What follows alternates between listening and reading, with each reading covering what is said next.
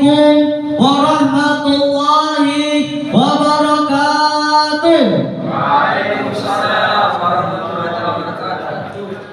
Mas Mamat beli tomat, yang beli harus hormat. Kalau kalian cinta Nabi Muhammad, maka jawablah salam saya dengan penuh semangat. Assalamualaikum warahmatullahi wabarakatuh. Waalaikumsalam warahmatullahi wabarakatuh. Alhamdulillahi rabbil alamin. Wassalatu wassalamu ala ashrafil anbiya'i wal mursalin wa ala alihi wa sahbihi ajma'in.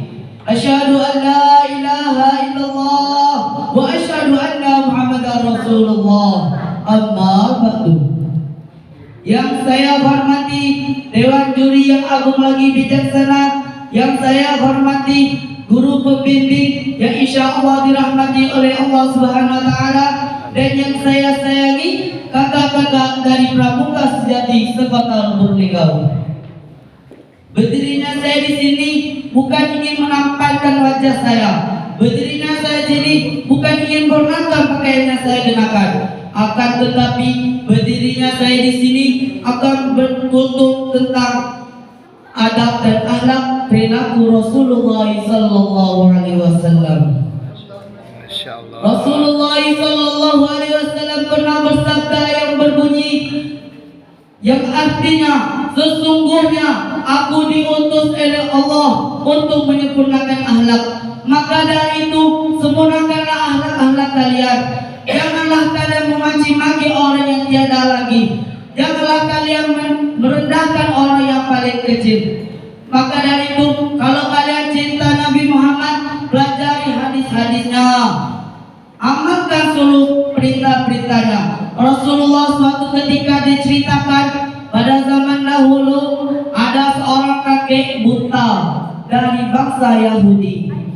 Kakek itu detik demi detik, hari demi hari, waktu tak akan pernah berlalu baginya, hanya untuk satu, mengejek, memfitnah, dan juga mencelakakan Rasulullah. Apa yang Rasulullah lakukan? Apakah ia marah? Tidak. Rasulullah malah melakukan dan menyuapi makan kepada kakek tersebut. Rasulullah dengan penuh kasih dan penuh sayang menyuapi makan seorang kakek buta itu. Kakek buta itu tak sadar, tak tahu bahwa yang menyuapinya adalah orang dia fitnah. Rasulullah ketika itu terdengar detik-detik Rasulullah meninggal. Kakek itu pun bertanya kepada orang, "Wahai engkau, di manakah orang yang sering menyuapku makan?" Kata pemuda itu, "Siapa kek?" Orang itu baik sekali, menyuapku dengan perlahan dan penuh kasih sayang. Dan orang itu berbilang, "Oh, itu baginda kami, itu Rasul kita Muhammad sallallahu alaihi wasallam. Dia sudah tiada kek." Seketika itu kakek pun menangis dan membaca syahadat 3 kali. Setelah itu kakek pun wafat. Sungguh mengerinya alangkah cerita itu. Dan juga anak Rasulullah memerintahkan kita untuk tidur menghadap kanan, untuk mengiringkan badan menghadap kanan. Untuk apa? Hanya untuk satu, berpengaruh kepada jantung kita. Dan Rasulullah mengajarkan kepada kita tidak berkata kasar, tidak membuli, tidak mengejek dan memfitnah orang.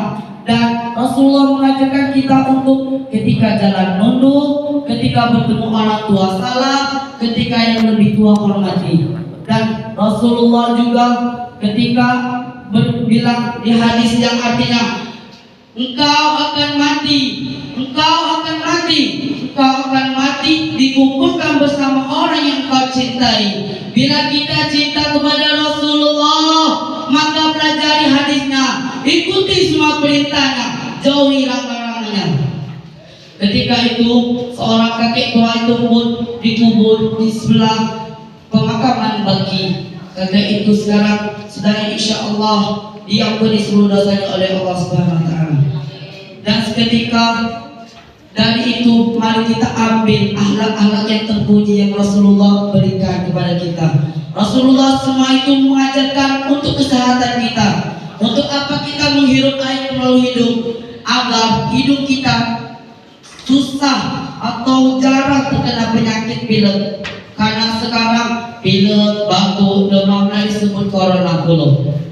Maka dari itu, kalau kalian cinta Nabi Muhammad, mari kita bersolawat bersama-sama sambil melambaikan tangan. Sallallahu alaihi